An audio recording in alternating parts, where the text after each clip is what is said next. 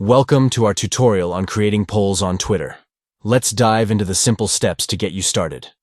To begin, open the Twitter app on your Android device. Once the app is launched, you'll be greeted with the familiar Twitter feed. Next, look for the plus icon located at the bottom right corner of the screen. Tap on this icon to initiate a new post. Within the post composition window, tap on the poll icon situated at the bottom of the screen. This will enable you to create a poll within your tweet. Now, input the question you want to ask in the poll along with the various options for users to choose from. Once you've filled in the details, tap the Post button at the top right corner of the screen to share your poll with your followers. Engaging your Twitter audience through polls can spark conversations and gather valuable insights. By following these steps, you can easily create polls on Twitter and encourage interaction among your followers.